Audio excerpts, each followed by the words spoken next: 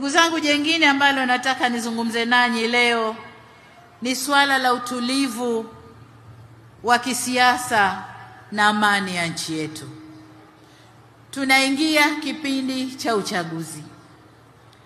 Mwanzo nilipokuja kujitambulisha, ahadi kubwa niliyoitoa ni kuifanya Tanzania iwe na amani na utulivu.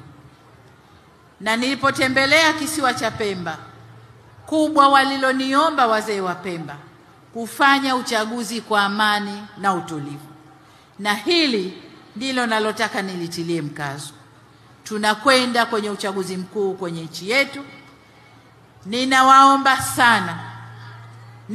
sana twende tudumishe amani na utulivu. Uchaguzi si vita, uchaguzi ni tendo la kidemokrasia. Ni watu kwenda kwa utaratibu uliowekwa, kuweka kura zetu, rudi nyumbani katulie ili nchi ibaki salama.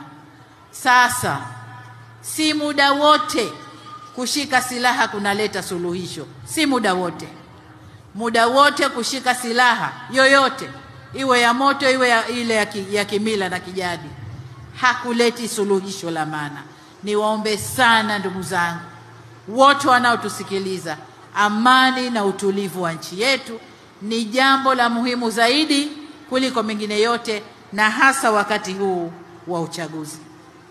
Nataka niwatoe hofu ndugu zangu wa Zanzibar na wa Tanzania kwa ujumla kwamba vyombo vya ulinzi na usalama vya Jamhuri ya Muungano wa Tanzania na vile vya Zanzibar vimejipanga vyema kulinda nchi yetu.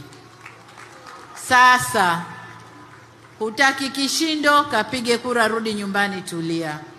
Tumejipanga vyema.